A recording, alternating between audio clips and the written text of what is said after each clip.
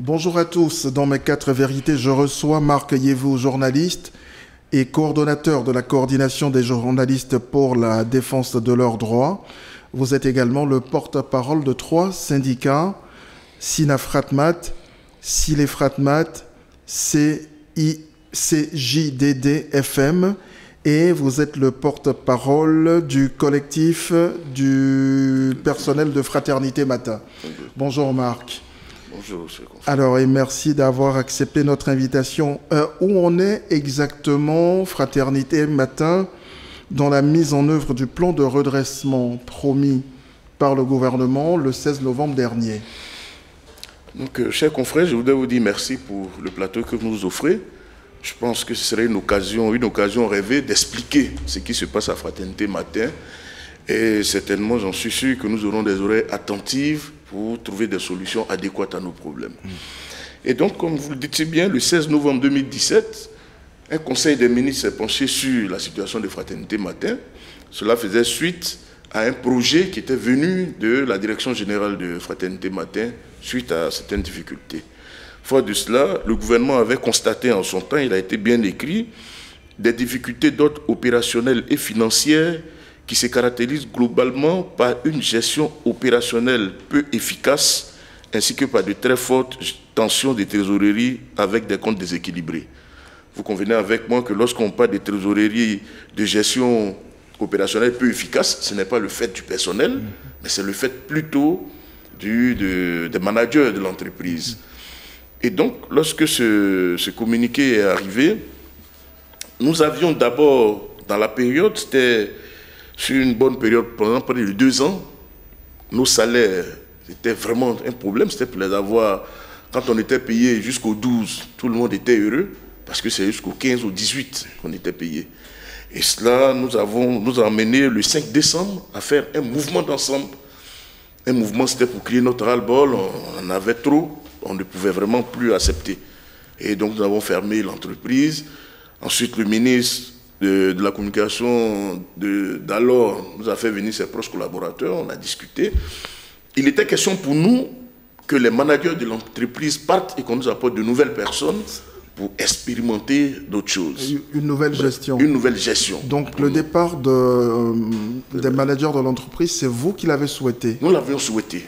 Ça, on était le 5 décembre 2017. Ensuite, on a été reçu par le ministre le 8. Et au bureau du ministre, nous avons posé les problèmes que nous avions. Et alors, comment on appelle ça, le conseil des ministres avait déjà statué sur la situation. Et donc, en son temps, avec le ministre, il était question que les partenaires sociaux que nous sommes, syndicats et délégués du personnel, nous mettions ensemble avec la direction et un cabinet qui devait être désigné pour réfléchir sur les modalités de la mise en place de ce plan social. Réfléchir sur les conditions devaient être associées. Et je vous dis que depuis le 8 décembre jusqu'à récemment, nous avons été surpris de voir une note circulaire de la direction générale en date du 9 juillet, au soir, puis la note a été affichée le soir, le 10 matin, de constater qu'il y a eu une affiche qui parlait de plan social et qui invitait les travailleurs, ceux qui voudraient bien partir dans le cas d'un départ volontaire. En clair, vous dites que vous n'avez pas été associé aux discussions. Nous n'avons pas été associés. Au dialogue dans le cadre de ce plan social. Dans ce plan social, nous avons, jusqu'à maintenant, je vous parle, nous n'avons pas été associés à cette décision qui a été prise par la direction générale. Et on nous fait dire que le travail préalable a été fait par un cabinet. Ok, mais nous n'avons pas du tout été associés. Alors Marc, parlons donc de ce plan social. Finalement, j'aurais appris que sur les 1,4 milliard, 1,4 milliard promis par le gouvernement Voilà. à ce Conseil des ministres, finalement, ce serait 500 millions de disponibles pour organiser ce plan, pour mettre en œuvre ce plan social. Justement, voilà le point d'achoppement justement aujourd'hui entre la direction et nous. Donc, lorsque le Conseil des ministres a adopté, après la rencontre avec le ministre, il était question que le gouvernement dégage 1,4 milliard pour le volet. C'est ce qui a été dit. Plan social, voilà, ce qui a été dit sur les 3,6 milliards pour l'équipement et tout ça. Et récemment, le directeur général nous fait dire qu'il a reçu 500 millions de l'État de Côte d'Ivoire sur les 1,4 milliard. Et curieusement, il nous dit qu'avec les 500 millions, il entend faire le plan social. Alors que le plan social était prévu pour 160 personnes, par là, ça devait se faire sur 3 ans. On avait la période 2017-2018 et une dernière partie en 2019. Mais pour la période 2017-2018, c'était 1,4 milliard qui était désigné. Et avec 500 millions, le directeur entend appliquer le plan pour le personnel autour de 127 personnes. Ah, peut-être aussi, c'est parce que peut-être que ce montant de 500 millions, c'est ce que le gouvernement lui aurait remis pour vous. Est-ce qu'entre-temps, il y a eu une autre annonce contraire à celle faite par le gouvernement le 16 novembre à propos des 1,4 milliard, pardon. C'est justement ce qui nous gêne. Et c'est cette démarche que nous ne comprenons pas. Lorsque le gouvernement dit en Conseil des ministres qu'il donne 1,4 milliard pour un plan social, c'est une décision prise en Conseil des ministres qui, pour nous, a valeur de loi. Puis c'est le gouvernement qui le dit en toute sincérité. Mais lorsqu'on nous propose, on vient nous dire qu'avec 500 millions, on veut faire ce plan, sans avoir un communiqué contraire, juste pour une question de parallélisme des formes, sans qu'il y ait un autre Conseil des ministres qui nous dise que désormais, Fratmat, il y a une enveloppe de 500 millions pour le plan social, nous, ça nous pose un problème.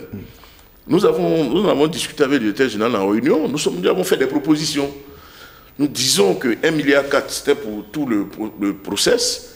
Si vous avez 500 millions, si tant que vous voulez faire maintenant le plan, nous avons 2 alternatives. Soit vous prenez le tiers des personnes concernées par ce plan, vous leur appliquez les 500 millions, le temps de recevoir le reste et faire la suite. Dans le cas contraire, vous injectez les 500 millions dans l'outil de production, ça va nous faire des richesses et puis on va se passer d'un plan social. Le directeur reste inflexible, il dit non, il a les 500 millions, le gouvernement lui met la pression, donc il va faire le plan social les 500 millions. Alors, et nous disons non. Alors Marc, est-ce que vous avez mené des démarches pour comprendre le sens de cette nouvelle décision de la direction générale? Est-ce que vous avez saisi les autorités compétentes? Qu'est-ce qu'on vous a dit? Bon, bien avant ça, la note circulaire de la direction générale pour les départs volontaires font état de pécules qui vont de 5 mois à 12 mois. Là où le ministre Nambadje connaît à son cabinet, parlait déjà, et ça a été le directeur général l'a reconnu, l'a répété récemment en réunion, le ministre déjà nous parlait de 24 mois. Il avait demandé qu'on donne au moins 24 mois aux travailleurs pour que les gens partent au nom de la dignité. Aujourd'hui, on nous ramène à un pécule de 12 mois à 5 mois, selon l'âge, même pas selon le salaire ou l'année de présence, mais selon l'âge. On vous dit par exemple, entre celui qui a entre 21 et 25 ans à 12 mois. Dites-moi, à Fraternité Mathieu, il y a combien de personnes qui ont entre 21 et 25 ans? Ce n'est pas possible. Et à partir de 36 ans, vous passez à 9 mois, 8 mois, 7 mois, 5 mois. Non, ce n'est pas possible. Et donc, vu la gravité des choses et vu ce que nous avons appelé un génocide dans notre dernière Assemblée générale, parce que c'est un génocide qui se prépare, s'il s'applique ainsi, quand on connaît le niveau d'endettement des travailleurs de Fraternité Matin, quand on connaît les difficultés auxquelles nous sommes confrontés, quand on vous propose tout de suite le solde de tout compte, pour des gens qui ont passé 20 ans, qui se retrouvent avec 5 millions, 3 millions, qu'est-ce qu'ils feront après Fraternité Matin? Surtout qu'ils n'ont pas demandé à partir, ils ne sont pas demandeurs. C'est juste un sacrifice qu'ils font. Donc, pour revenir à votre question, quand on a vu ça, nous avons cherché à toucher certaines autorités. Nous avons adressé des courriers à la Commission nationale, notamment à la Commission nationale du dialogue social, à la grande chancelière, à notre ministre des tutelles, à qui nous avons exposé ce qui se passe. Et puis solliciter aussi des rendez-vous pour de vive voix échanger sur la question. Cette démarche répond à un souci tout simple. Le souci, c'est de faire en sorte que ces personnes intercèdent auprès du gouvernement, auprès du président de la République, pour que les 1,4 milliard promis en Conseil des ministres soient effectivement mis à disposition et qu'ensemble, des acteurs, nous, acteurs, comment on appelle, syndicats, délégués, direction et le cabinet qui sera mis en place sous l'arbitrage du ministère, que nous nous asseyons, que nous déterminons des conditions humaines pour permettre à chacun de partir. Parce qu'en réalité, c'est un sacrifice que nous faisons. Nous n'étions pas obligés de faire ce sacrifice parce que ce n'est pas nous qui sommes à l'origine des problèmes de Fraternité Matin. Quand on gère mal, l'État devait pouvoir tirer les conséquences. Et justement, on fait le sacrifice. Et justement, j'allais vous demander, comment expliquez-vous les difficultés de l'entreprise aujourd'hui? On sait quand même que toutes les entreprises de presse aujourd'hui ont beaucoup de problèmes.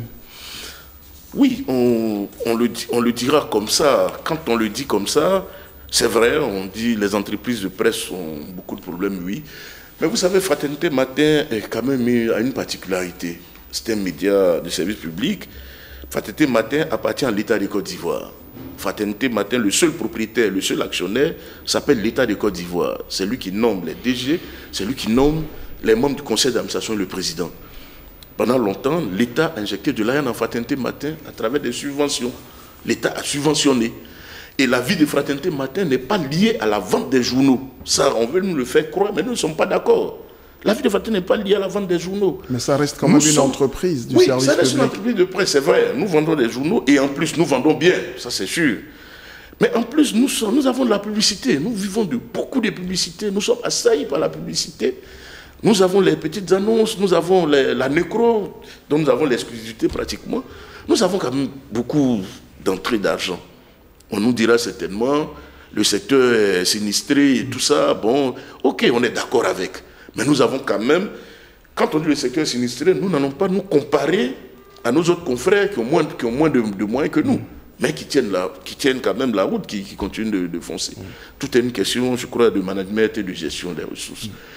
Et parlant pour nous, les difficultés, on peut les voir à d'autres niveaux. Fraternité Matin, je prends un exemple. De avril 2011, par exemple, nous étions à 291 travailleurs, dont 31 CDD. Aujourd'hui, nous sommes à 340 travailleurs, dont 20 CDD. La masse salariale de 2011 à 2018 est passée de 70 millions à 170 millions. Puis une entreprise de 300 personnes. Nous avons constaté des choses, nous avons en son temps attiré l'attention du directeur général. À Fraternité Matin, les plus grands salaires étaient autour de 800 000 parce que c'était des chefs de département. Un matin, les gens se sont assis. Il y avait un ancien DAF qui a fait la proposition, qui est passé en comité de direction. Les chefs de département sont passés au grade de directeur. Les gens sont passés autour de 800 et quelques à plusieurs millions, ou 2 ou 3 millions, je ne sais pas exactement, mais ils sont passés à plusieurs millions. Mais quand on fait une telle migration, on le fait généralement sur la base de certaines prévisions financières. On se dit, voilà nos entrées, voilà nos prévisions, sur telle période, on peut atteindre tel montant, donc on peut se permettre un tel luxe. Mais quand on doit s'agripper au seul titre qui est Fraternité Matin, qui est comme produit de vente, je dis qu'il y a un problème. Même si à travers Fraternité Matin, on a la publicité et tout, on a d'autres formes d'entrée d'argent, mais il y a un problème. On a 2 produits qui sont sur le marché, Femmes d'Afrique et Émergence économique, mais en réalité qui ne décollent pas. Qui ne décollent pas, mais qui sont toujours produits, qui font sortir de l'argent la production, mais en réalité, en retour, il n'y a rien. Donc voilà, je pense que l'un dans l'autre, le problème de Fraternité Matin se trouve en interne. Et à Fraternité Matin, le DG a eu une assemblée générale, le personnel. Le DG nous a dit de façon très claire qu'il y a des cadres de l'entreprise, des directeurs qui étaient mêlés à des malversations financières, qui ont pris, comme on le dit de façon triviale, qui ont volé dans l'entreprise. Mais jusqu'à où je vous parle, ces personnes n'ont jamais été sanctionnées. Nous avons fait une AG, nous avons demandé que ces personnes soient sanctionnées, que ces personnes sortent de l'entreprise. Parce que c'est ça. Et dans le même temps, et ceux dont on vous parle, font partie du club des millionnaires. On se plaît à le dire aujourd'hui, à Fratmat, il y a un club des millionnaires. Ils font partie du club des millionnaires. Mais pendant ce temps, il y a un jeune homme, un mécanicien, qui a volé, je crois, 4 litres d'huile de moteur qui a été licencié. Un autre qui a volé à la machine, un vigile des rejets, du moins les restes du papier journal, il a été condamné, il a été jugé et condamné à 6 mois de prison. Mais pourquoi on ne le ferait pas pour les autres? Vous pensez qu'il y a du 2 poids 2 mesures? Oui, là nous l'avons dénoncé. Nous l'avons dénoncé et jusque-là ces personnes sont dans la maison. Et nous ne pouvons pas accepter nous ne sommes pas d'accord qu'on prenne le plan social pour, par exemple, faire partie de ces gens. Il faut les faire partie avant même qu'on ne parle du plan social. Parce qu'on ne peut pas utiliser l'argent de l'État pour dire merci aux gens qui ont volé en leur donnant de l'argent pour les accompagner. Alors, nous ne sommes pas d'accord. Alors Marc, oui. Et si rien ne se fait malgré ce plaidoyer-là à l'attention des autorités, oui. Malgré ce souci de dialogue qui vous anime, si rien n'est fait, que feriez-vous? Bon, ça va. Si rien n'est fait, je vais m'étonner que rien ne se fasse. Je suis convaincu que le président de la République n'est pas au fait de ce qui se passe. C'est pour cela que nous touchons les autorités pour que le président et tous les décideurs comprennent de quoi il s'agit. Nous supposons que le président, par exemple, nous connaissons le président Ouattara, nous le savons rigoureux dans la chose de la gestion. Le président est celui qui est arrivé, qui a promis du travail aux Ivoiriens. Il n'accepterait pas que des gens qui se sont sacrifiés toute leur vie pour avoir un outil comme Fraternité Matin qui fait l'accompagnement de l'action gouvernementale partent comme ça vers la mort. Le président ne l'accepterait pas. Nous supposons qu'il n'est pas informé. C'est pour cela que nous sommes en train de passer par toutes ces autorités dont je parlais tantôt pour faire comprendre au président qu'il y a un péril qui guette Fraternité Matin. Je suis convaincu qu'il le sait tout de suite. Dans les 15 minutes qui suivent, il prendra une décision. Si par extraordinaire rien n'est fait, nous allons aviser. Nous sommes syndicalistes. Nous informerons nos camarades. Ils nous diront la conduite à tenir et vous serez informés de ce que nous ferons. Merci Marc Yévou et très bonne journée. Merci frère, merci encore une fois.